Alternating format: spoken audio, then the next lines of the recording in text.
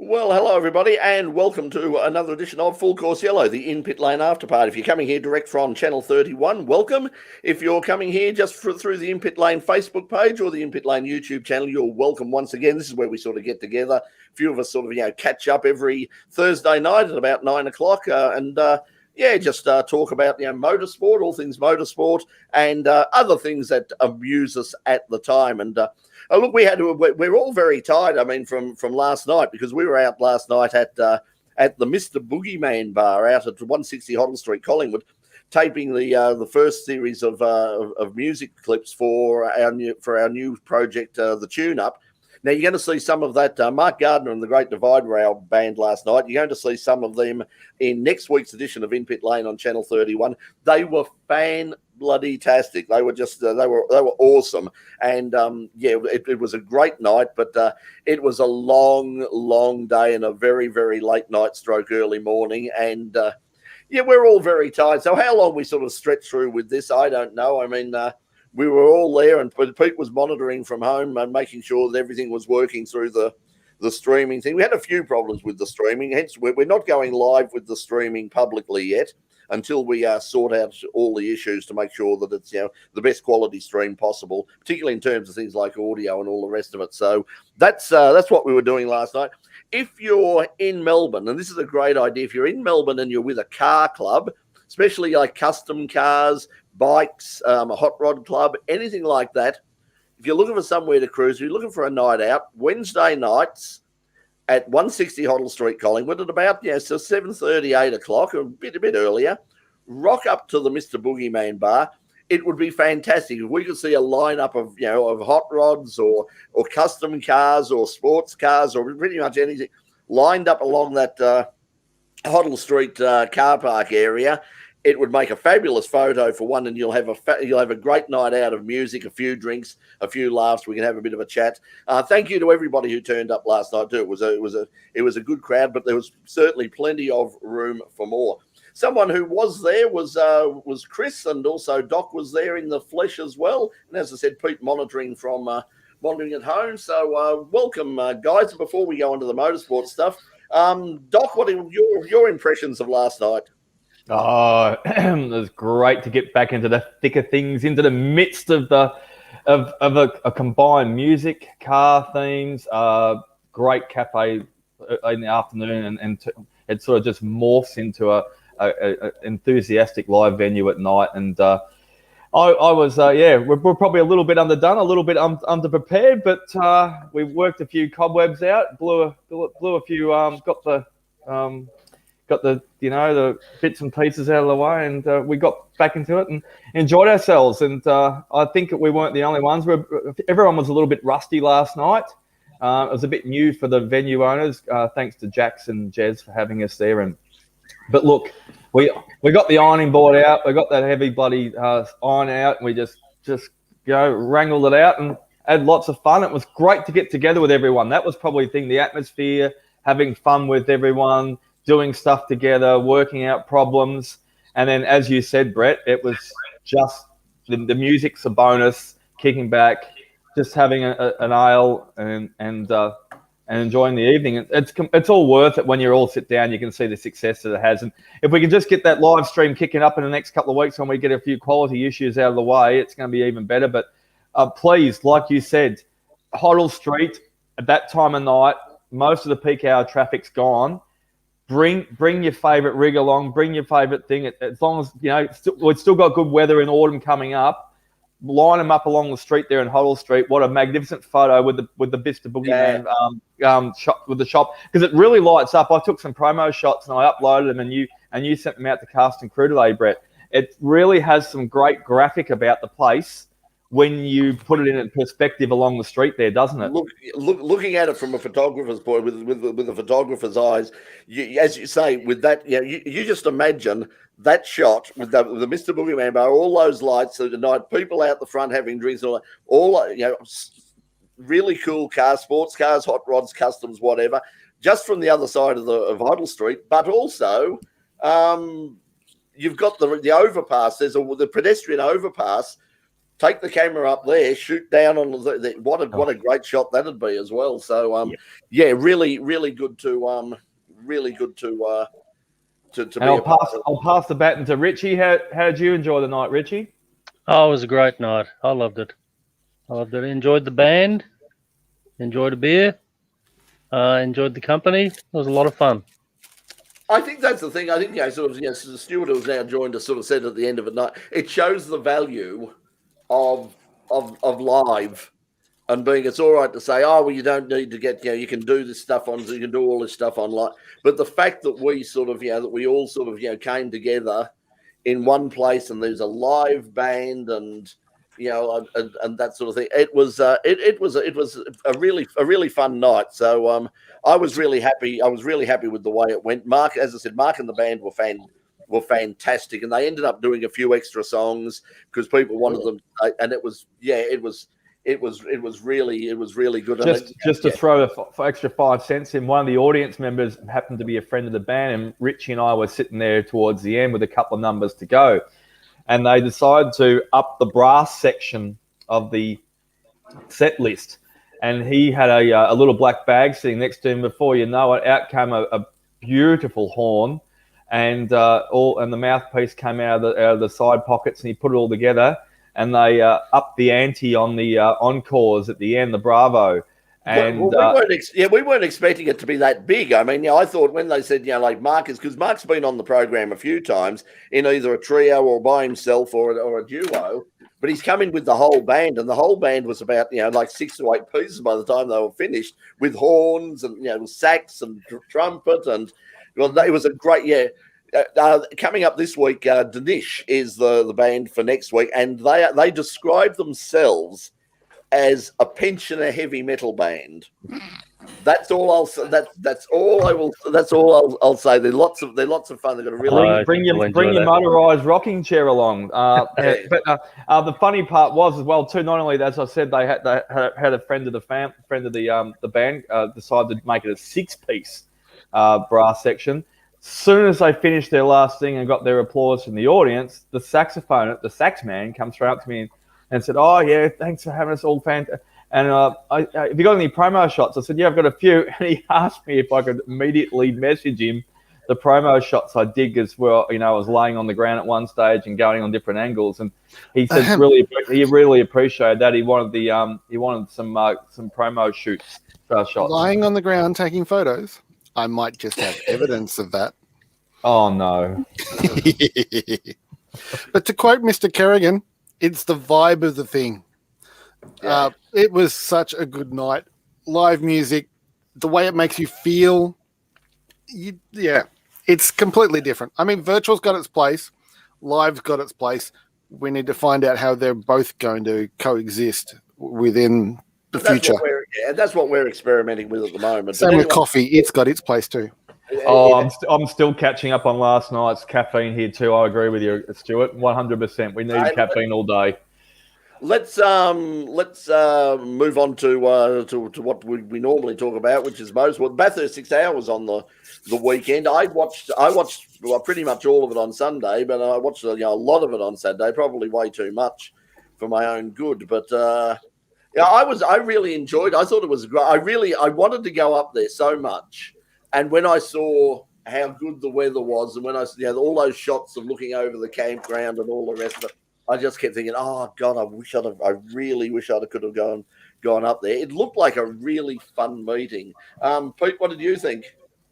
I enjoyed it. I enjoyed it, and Shane coming back from the penalty, and he can drive. He can really drive. Yeah. I think we've discovered. Well, we knew that to begin with, but I think we've discovered it for all sure now. I mean, his perfect streak did come to an end. I mean, in the GTs in the second, where he had to finish second, and that was a great drive by Garth Tander and his co-driver. The name escapes me at the moment, but I think the GTs looked and sounded fabulous. I thought the Trans Ams looked wonderful at the and they sounded great. And once again, great driving. And there's another couple of names. I mean, we've already mentioned them. Both guys have been on the Hearn and of course Aaron Seaton. Two really, really good young drivers, and it was a fabulous dice between them.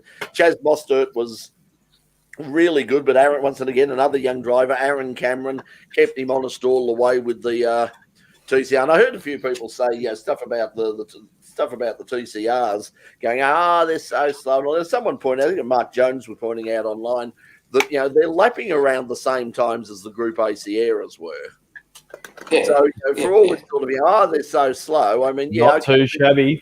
Not too shabby. When you consider the technology that went into those Group A cars, and these TCR cars are for. And imagine at the end of the year for the Bathurst International, they're going to have a 500k race, and they're hoping to bring international people coming out, because they'll be coming off the Macau Grand Prix, the end of the Asian Series or the start of the Asian Series, one or the other.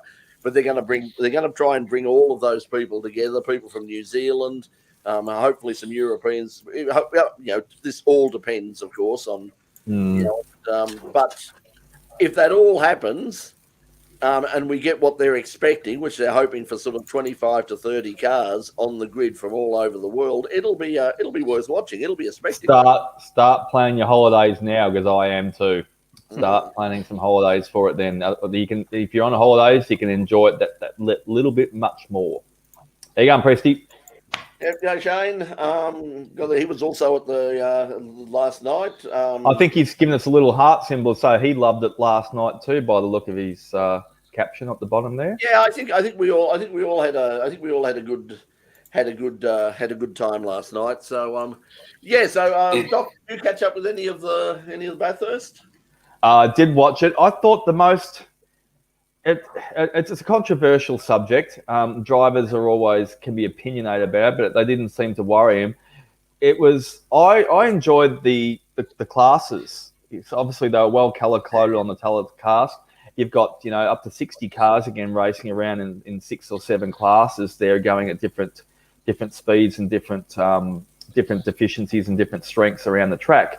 And as long as no one has a major accident or no one's really hurt, it adds to the spice of the race, especially when you've got a 6 hour, because everyone gets to spread out. You got over 6 kilometres of track there, and the slower cars have to have that awareness of the faster cars going around. You've got marshals with the blue flags out, but I reckon it just adds it. It adds to the colour. There's always a car in shot. There's always something else that they can talk about. There's some great hard luck stories, and there's some privateers that get out there and no, they don't usually get to mix it. I'm sure it's that way in the paddock as well too. They get to catch up with some of the guys, and they get some tips and all this. And there's men and women come out of the woodwork to go up there and be part of it. So it just becomes a well-rounded weekend when you've got as many categories outside the 6 hour of the racing. They managed to fit in 3 TCR things. They did an exhibition laps of the S5000s as well too. So that would have been pretty appealing to the spectators that's around the track. So, it's Australian Racing Group did a really good job of, it has been delayed, but I think it's just going to be another a notch in the belt of another racing car series that can go around Australia and keep people entertained. So, I liked it a lot. And, of course, the TA2s were awesome too, to see roaring around the track there. And it's going to be fantastic. Yeah, I think talking about things going wrong. Thoughts go out to obviously BMW's totally dominated, and that's a problem with production cars. There's always going to be something that is a better. With a better tool. But the thing was, I mean, the Mustangs were probably more competitive, and my heart goes out to Grant Denyer. Put in a fabulous drive and was really challenging. And then, of course, unfortunately, his co-driver Tim Miles had a problem and put it into the wall, and that was a real shame, because Grant's one of the nice guys. He's very underrated as a driver. A lot of people sort of write him off as Mr. Television star playing racing driver. Grant has been around motorsport a lot longer than he's been around television. In fact, many years when we started in pit lane, Craig, Grant's father, contacted us and said, my son is at school at the moment. He really wants to get into television one day.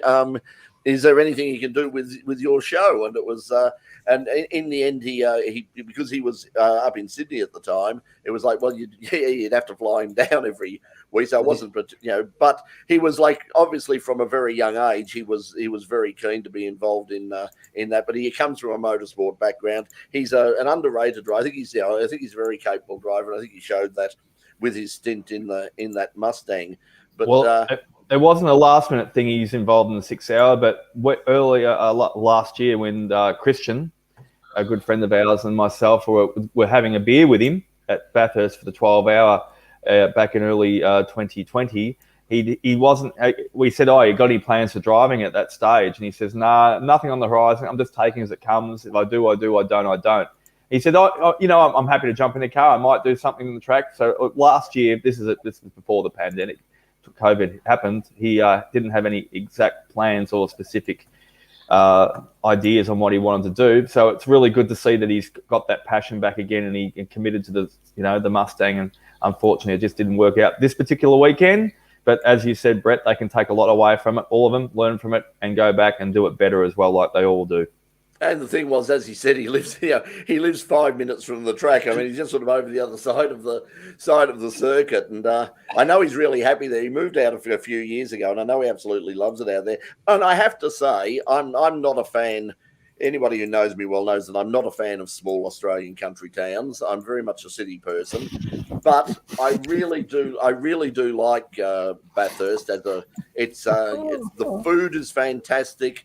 The scenery. Bathurst never looked better. Obviously, the rain that they've had has done wonders for the joint because it was so green. It just looked magic. I just thought it really sold the track, as if the track needed selling. But I mean, speaking of sold, there's always a farmer along the track there up for sale. If you got a few million in your back pocket, there's always one. There's one for sale at the moment. They're turning over it. Don't know why, because it's such a beautiful spectacle of that place. But anyway, there's one for sale as usual. I think it was 3 years ago when it was sold. It's up again. So I didn't think Bathurst was that small, to be honest with you.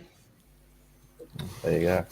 Well, I think that's one of the good things about it that I quite like. It's not in the middle of nowhere. I mean, if you want to go to town, if you want to go to Sydney, it's about 2.5 hours away. Orange is not far down the road either. Yeah, Orange is not. Well, see, Orange, I'm not. Yeah, Orange, I'll give a miss to. But I actually do like Bathurst. The thing I like about Bathurst as well is I've never had a bad meal at Bathurst. Anywhere that I've been, any of the pubs, any of the restaurants I've been at Bathurst, the food is always great. It's all about your stomach. It's all about that's the way it comes. Cars and food, food and music. That sort of sums me up. I think that sort of fits my description. But I'm an uncomplicated human being.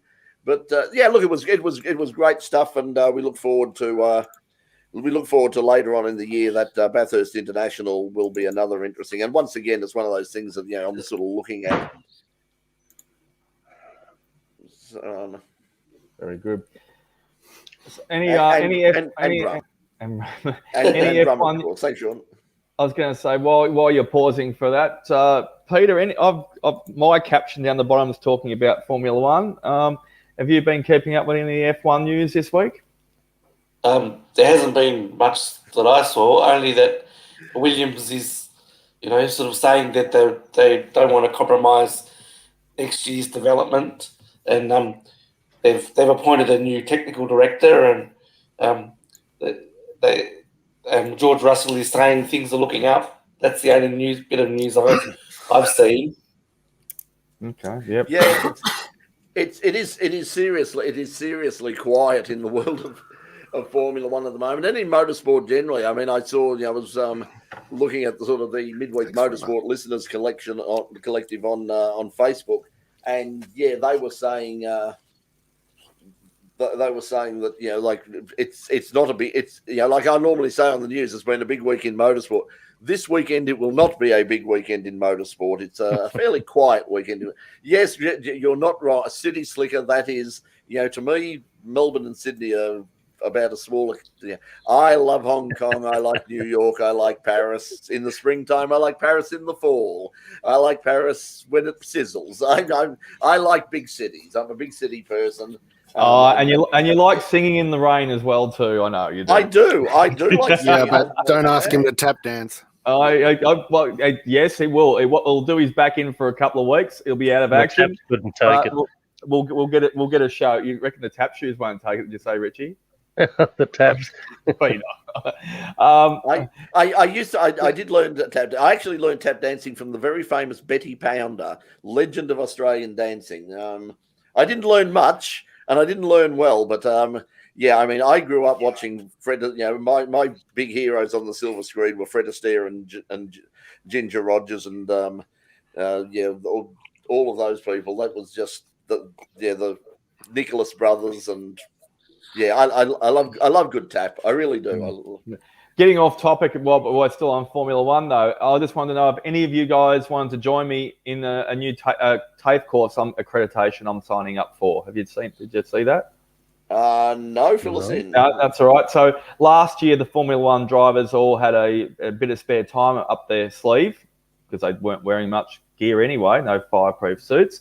And as you saw, like Charles Leclerc and Perez and a few of them, they all jumped on the E-Series and kept themselves entertained, and a little bit in the the motorsport community of the world, sat in their armchairs and become couch potatoes as well too. Well, Sebastian Vettel became a different sort of couch potato.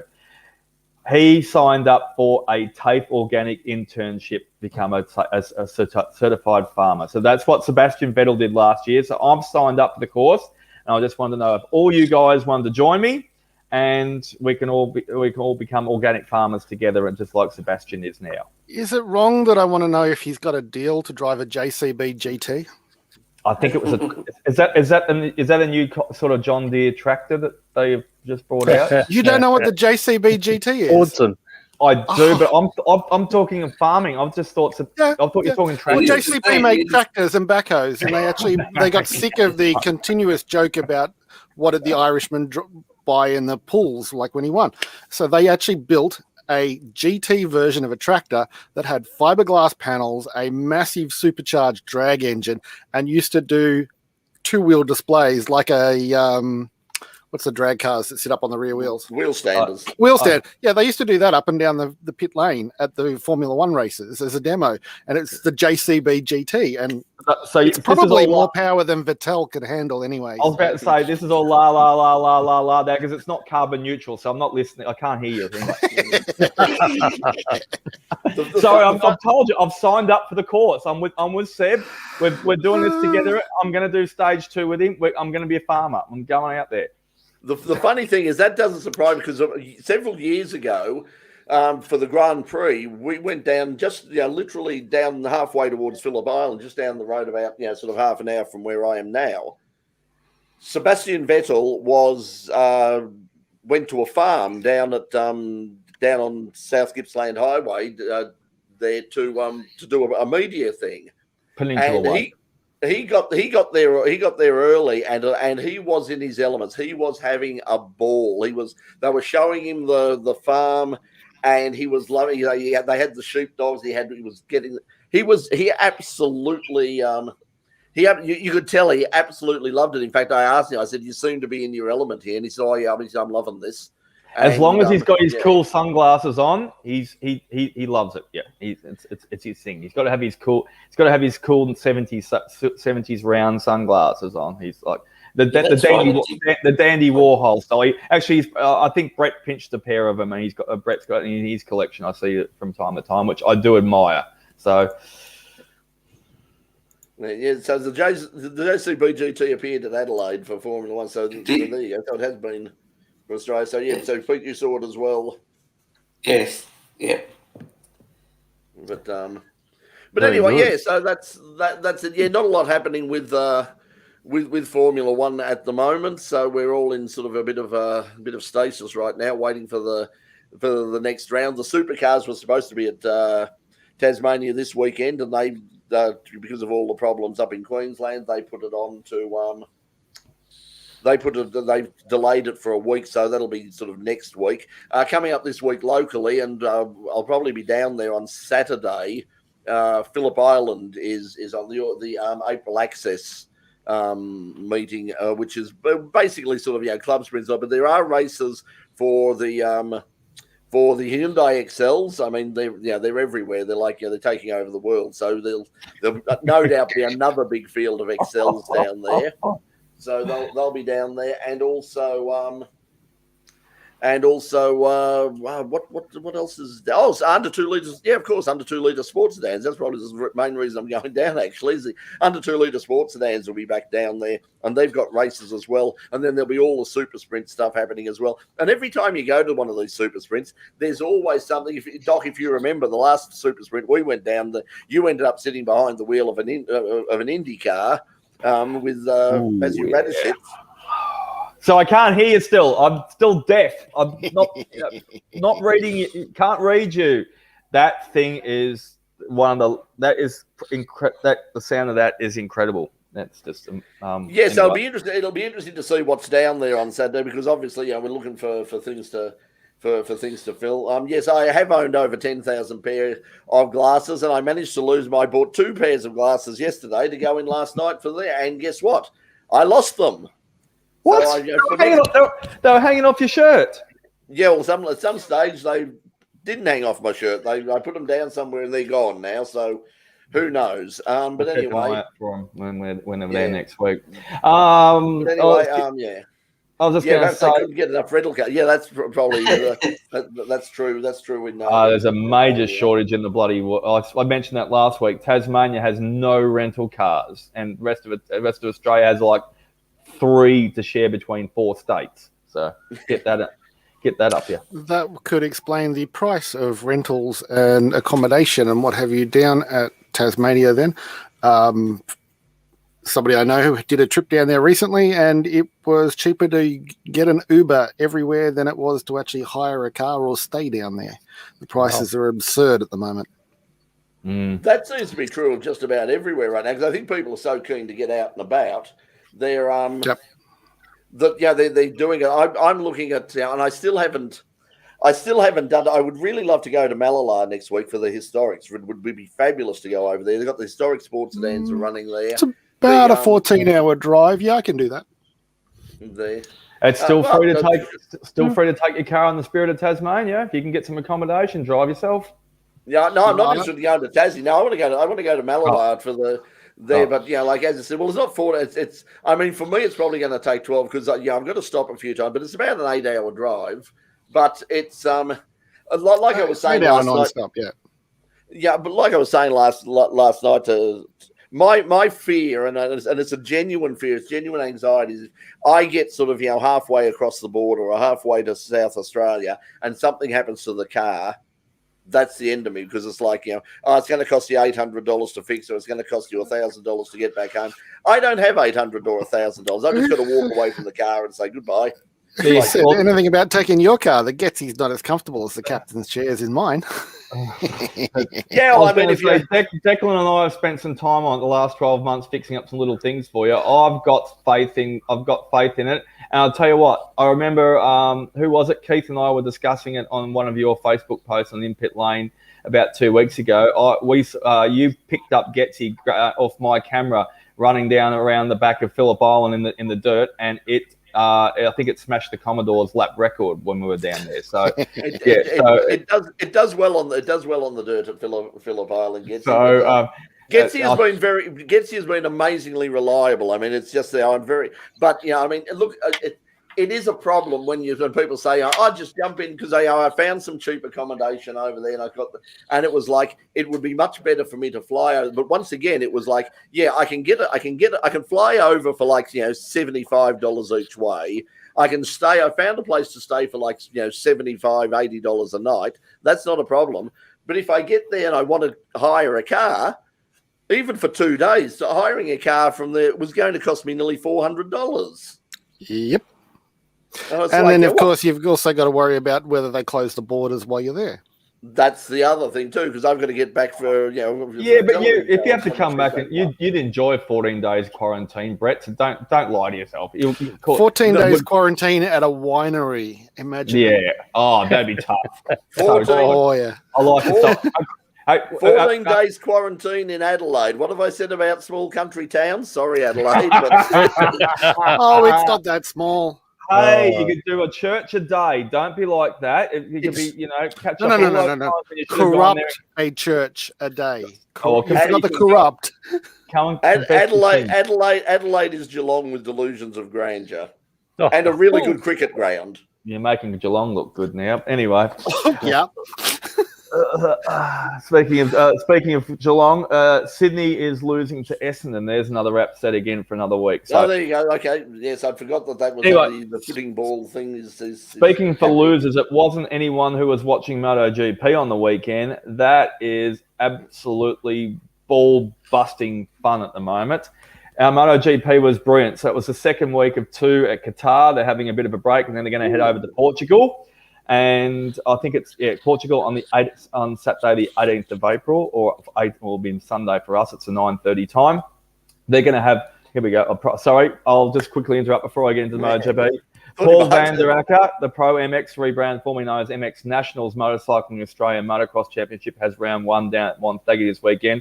I did see that, Paul. I would like to do it, but I've got to unfortunately work because I took some time off to do the Mr Boogie Man Bar last night. Be there or be square, as Daryl Summers used to say, or John Blackwood, also Molly Meldrum. My hometown, Montague. That's where my I need to ask Doc, when you say go and do MX Nationals, are we talking about on a bike or just watching the bikes? Probably mostly watching. I could get on the back of a bike, but I don't think I'd be lapping as quick as far as them. And plus, I don't have any titanium in me personally at the moment. The guys probably do. I don't want any more titanium in my body at the moment. So I'm you don't want to be a cyborg. No, not for the moment. I'm just giving up on my metal diet at the moment. It's just too much iron, So, I'm just really pissed off that I've got titanium in my body, and I was really looking forward to that thing about you walk through the metal detectors at the airport and titanium. No, it doesn't work. I was really disappointed. I was really looking forward to it. No. For you it didn't. For me, no, it did for me. When I walked through it, went off. It has for me. Wow. Yes, I had 30. For me. Oh, okay. There you go. Oh, they gave you fake titanium, Brett. In my spine. Spine, yeah. Oh, I had it all down my leg. So, but I think it's not the titanium that sets it off. I do know the little secret. I will tell our viewers what it is. It's not the titanium that sets it off, guys. It's the screws that they screw it up with. There you go. So I can tell you that for a fact. Because mine did set it off as well too. Getting back, Bairnsdale have got their motocross down there as well too. Speedway. There's a lot going down in Gippsland at the moment. So have a lot of fun getting out in the southeast of Melbourne while you can. Even use up one of those Victorian country vouchers and make a weekend of it. If you happen to be in the 2.5 minutes, it took 40,000 of them to be snapped up, which wasn't any of us, I bet. So back to MotoGP. It's just, I think the commentators got it right for a change. They usually just ramble on a little bit. They've got some, useful information at times. 6 seconds basically split the top 10 bikes at one stage, and that was basically the same at the end of the race. It was just absolutely brilliant. It wasn't Moto3, it was MotoGP. So the racing is astronomically great to watch at the moment. It's watching everyone from all the different manufacturers out there having a crack, different styles, as I said last week, styles of bikes, styles of riders, different strengths and weaknesses, different tracks, qualifying at different conditions, night, day, marbles out there, sand, wind, we're talking, earth, wind and fire again. So, you could probably say the Suzukis were going to be strong, the Yamahas are going to be strong, the Ducatis are strong. The Ducatis do a better job this week than they did last week at Qatar because their tyres didn't drop off as quick. They managed to either change some settings or the riders adjusted their style to be able to hold on to the bike a little bit longer and give it hold their lap times better. The whole shot device was obviously paramount at the start for the Ducati's fun. So really good. Oh, there was a big incident, and there was no penalties actually on the race. Brett's looking and laughing at this because I think he saw it.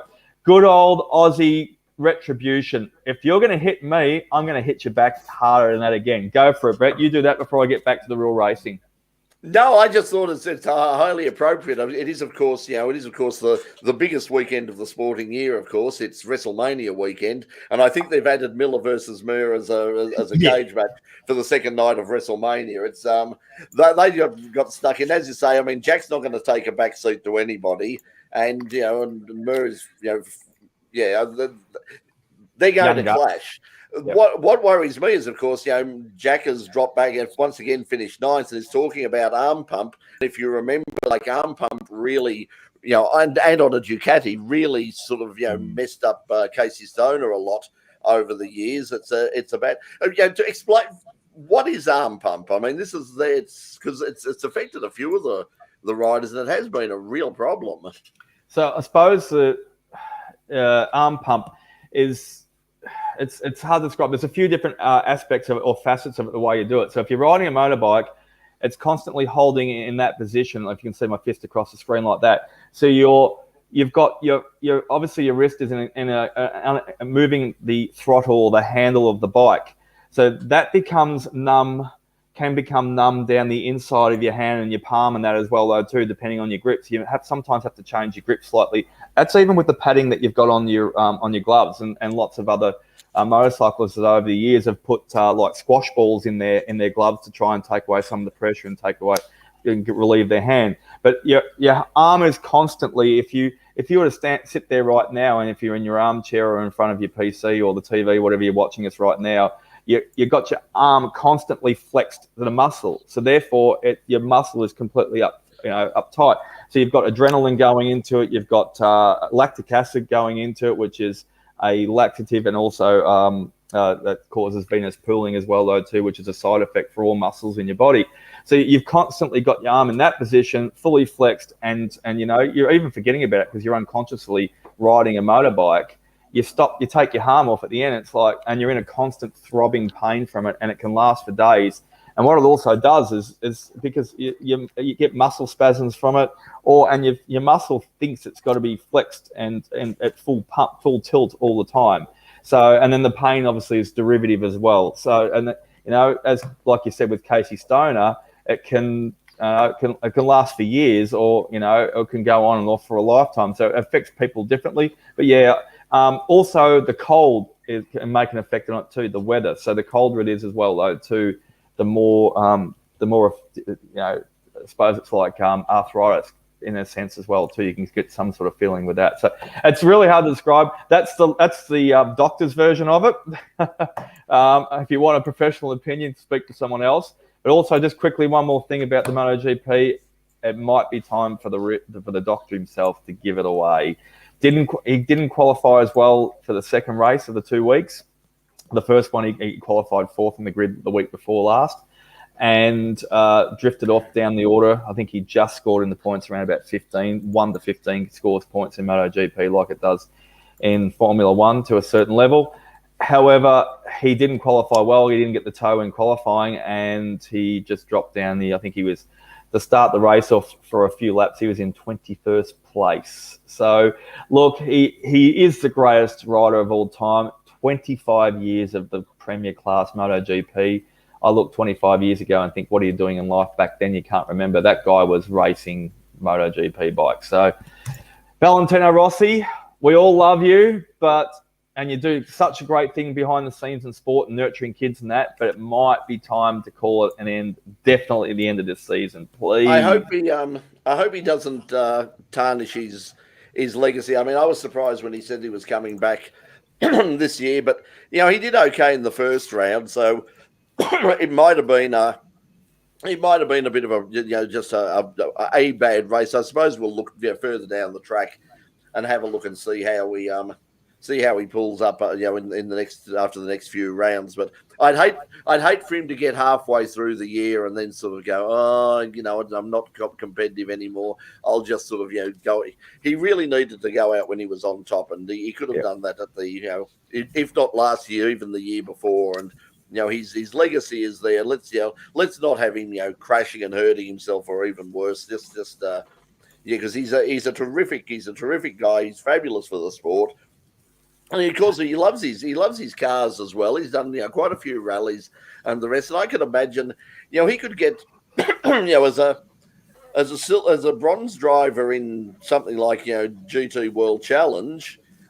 He could bring in a lot of eyes and a lot of money, and he could have a fabulous time just going around and racing at things like the Bathurst 12-hour and the Nürburgring 24-hour and all of those events.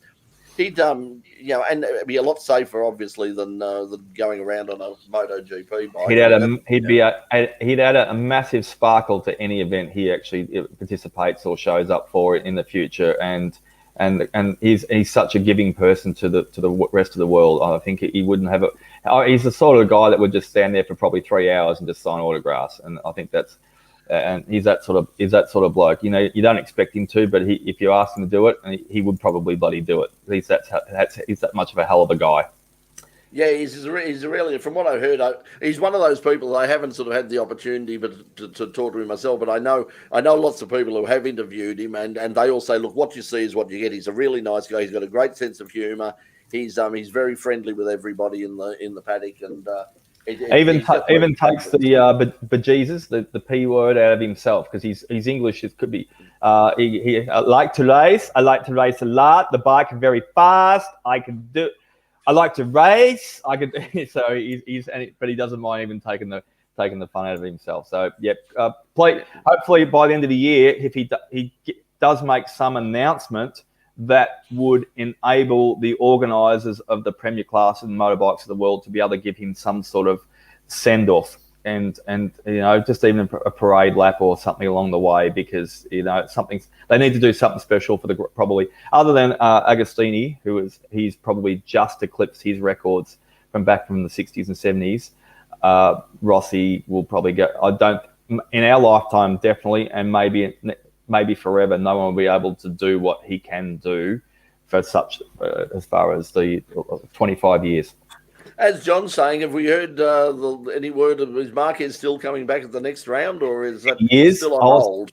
He is definitely coming back at this stage. They interviewed Joanne Mir and they were talking directly about him and asking the question on what he thought and what he knew of Mark. He's reasonably friendly with him. That's last year's champion Joanne Mir on the Suzuki, and said he's looking forward to coming back and competing against him. They replayed the crash that he did injure himself last year. It did look a little innocuous at the time. It didn't look as serious as what it was, but obviously the analysis and the doctor's reports and the surgeries that he had subsequent, I think it was all precautionary. And because such an topsy-turvy, upside-down year it was last year, he said he was going to basically he went back against his own doctor's orders and decided he wanted to race, which he couldn't even do a lap with really in the end. So I think he bit the bullet and said, okay, you know better for me than what I know about myself. I'm actually going to do what you think. And they just wrote the year off. But it's obviously that's serious enough. It's impacted the start of this year. So yeah, that's why I'm worried about it. The fact that it's he's had a whole year off. And you would think after a year that a year would be long enough for most broken bones and most things like that. You would imagine that he would be at the state where he could at least jump on a bike and try something. And he's still out. He's missed a couple. He's missed the first couple of rounds, and as a result, well, you and I can probably speak. You and I can speak probably more with authority than any other people in the room, except the viewers can. We have shattered stuff. You and I, Brett, so we know how long it takes to repair. So even though there was official statements on what his diagnosis and what the resulting injuries were, there was definitely more to it than's ever going to be released. And we may never know until a few years, until it all comes out or he mentions it. So I think there was, I reckon there was shattering, because if there's shattering, that takes a lot longer to repair than just something that snapped. Because snap can calcify and get itself back together, and you can pin it and you can plate it. If it's shattered and if it's in an extremely important area, you can't risk doing any more damage to it for a long time. Like a joint or a wrist. It's in a particular spot that I think that has done, and it's had more damage to it than it's not muscle related, it's not ligament related, it's not soft tissue. It's definitely must have been bone related, and that only comes from experience from Brett and I, who have known, and we've had serious injuries like that before, life-threatening injuries. So, and we know how it feels to take long to repair. So I don't reckon they'll ever.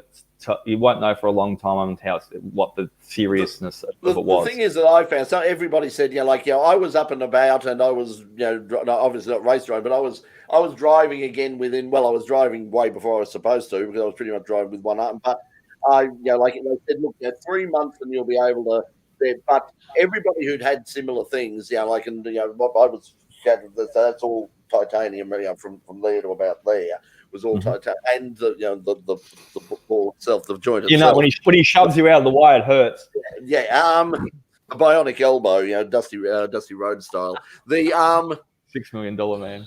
The everybody I know who'd had sort of similar things had said, it'll be 3 months, 3 to 6 before you can do something, but it will be a year before you basically go, that's And I still can't straighten out, but I've got, it took a year to sort of come back to 99%, and everybody's saying it. So you'd think that for what he's got, sort of a year should have been long enough, and unless so it was obviously a very serious, and he obviously made a big mistake, trying to come back and play the hero, jumping back and say, I can do that. I heard it again in the shower. So the shower, rubbish.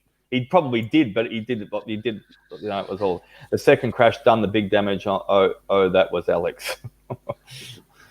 Thanks, Jimmy. Yes, but anyway, he's lucky to be on the walk to it. He will ride a motorbike again. He will ride a MotoGP bike again.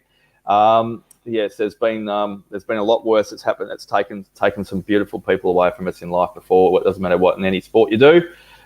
So Mark, at least he will ride again. But the question as well, though, too, without going to talk about and ramble on about tonight, he'll be back on a Honda, which is not the most competitive bike out there on the circuit either at the moment. So there's a couple of 2 or 3 other bikes there that have lifted their game in the last 12 months since he's hopped off his saddle, and there's a few more ponies in a couple of the other the 2 wheels out there, and there's some better aerodynamics, and there's some better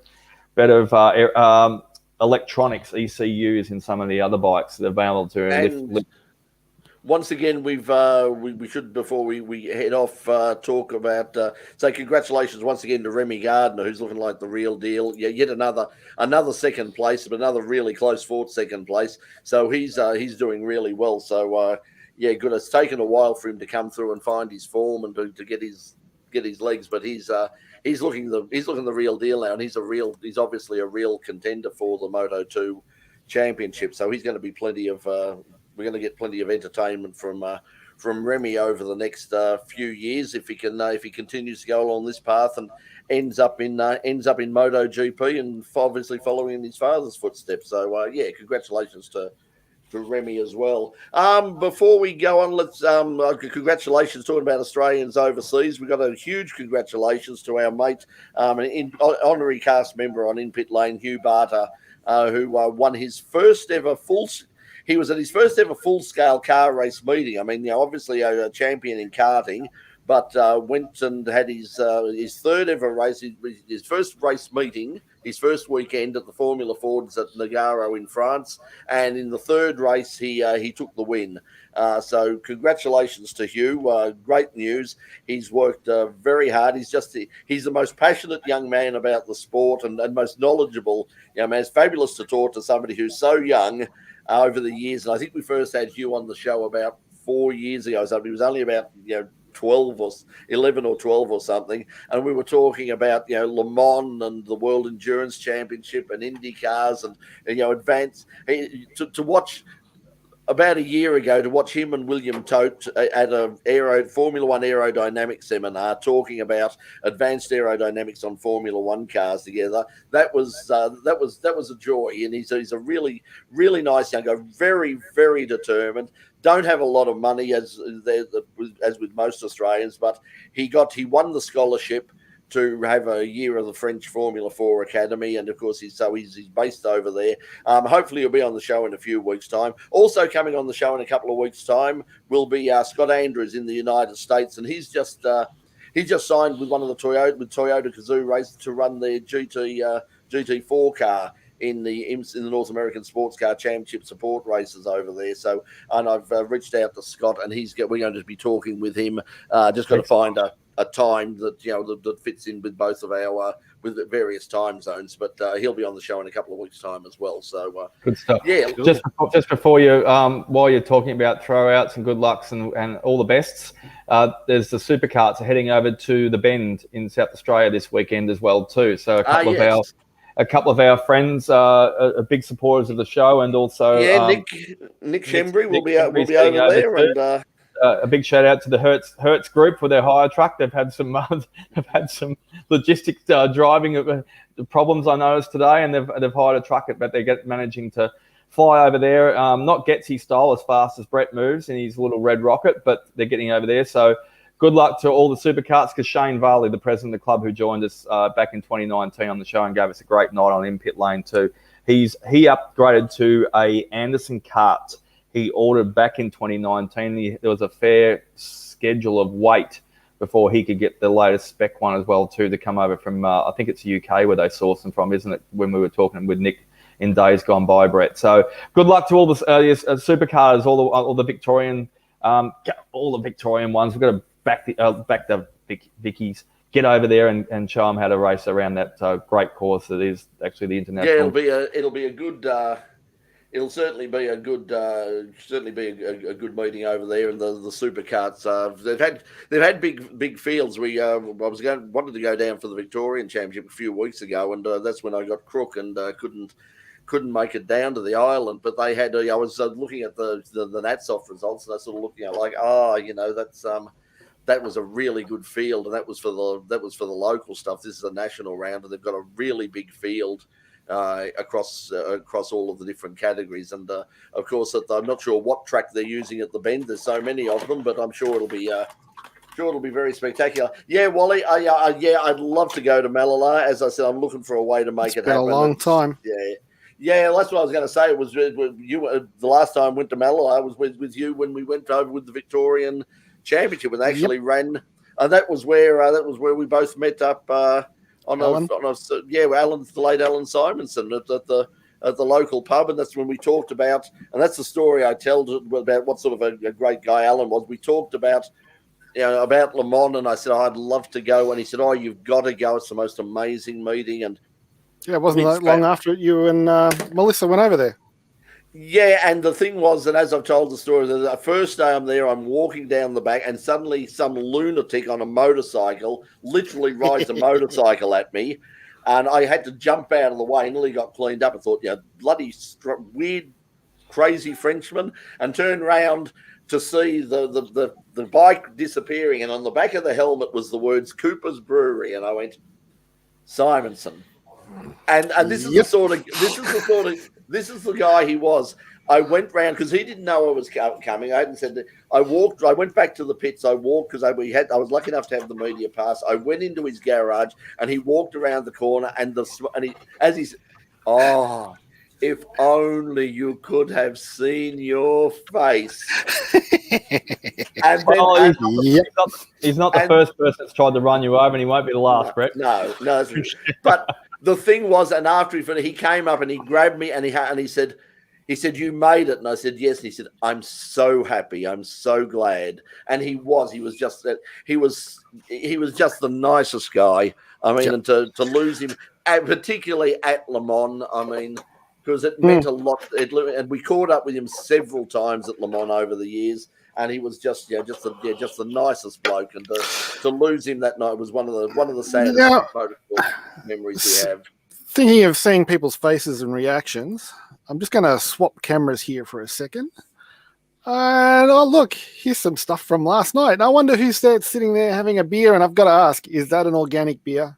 I was having I knew that Brett would be talking about Alan Simonson tonight, so that in front there on the table is a Cooper's Pale Ale. Yep. Let's just have a quick look, and we'll go. Here's one of our camera operators, according to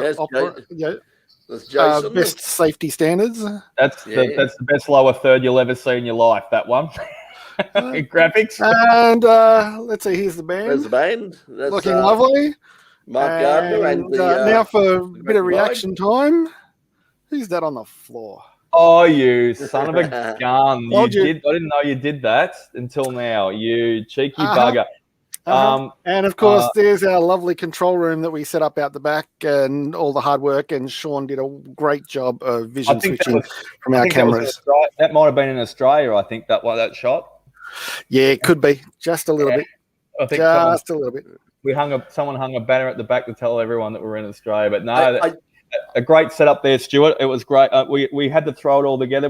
You'd only scoured the place out once, and we didn't really know what we were walking into. The rest of us, but we had confidence in you, and we all banded together, and we all got there early enough, and we hot wired the whole place up that you probably never be able to get power to the joint ever again. So all we're going to have to rely on solar panels from now on. But no, I'm only kidding. We wired it all up with some cat stuff, and we did plug in that refrigerator again, didn't we?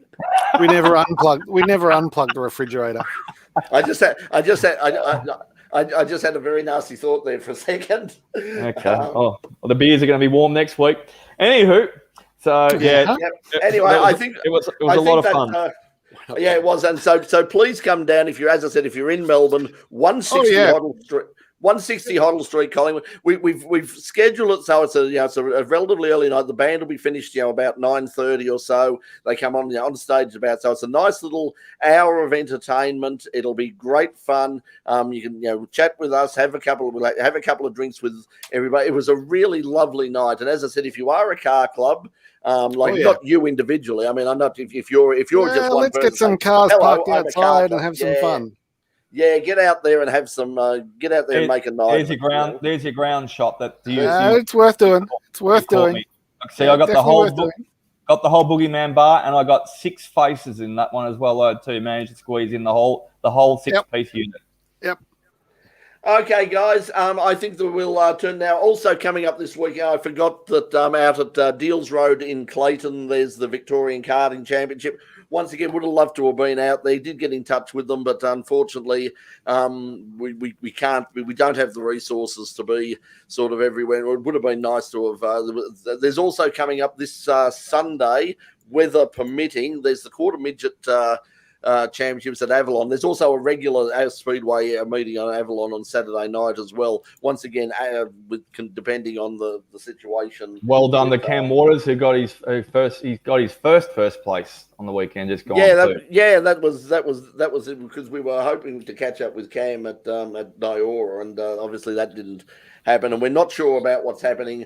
We were hoping to live stream the quarter midgets on the weekend. We're not sure what's happening with that still at the moment. So at the moment that might not be happening, at least at our end. So but anyway, good luck to everybody down there, and be watching for the show next week. As I said, we'll have some music from Mark Gardner and the Great Divide. We'll have all the news as per usual, and probably some stuff down at Phillip Island. And depending on what happens on with the Speedway stuff, might try and get out to Deals Road and get some karting stuff too, if there. But it's going to be a huge week. I would really love a day off. So anyway, guys. Okay. Paul is saying Avalon is next Saturday, not this Saturday. So okay, so that's good to know. So don't go to Avalon this Saturday night. Go next Saturday night. Oh, if you want a lovely family barbecue in a quiet setting, you could go. Quiet.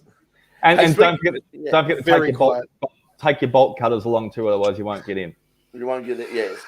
Okay. But we don't. I would just like to point out, In Pit Lane does not authorise the breaking and entering of any racetrack, including Avalon. No, only your own house when you've left your keys inside. Nyora is on. Yeah, there's one of the rescheduled meetings at Nyora, and once again they were talking about what they were going to do with the weather forecast. It's not dire, but it's not brilliant as well. But at this stage, the Nyora meeting is still going ahead. So look, they can't catch a break yet this year, can they? Look, it's been terrible for so many people, and it's like we've had sort of 2 or 3 attempts to get down there and live stream the thing, and it's fallen in a heap every time. So yeah. Hopefully they have a great event this week.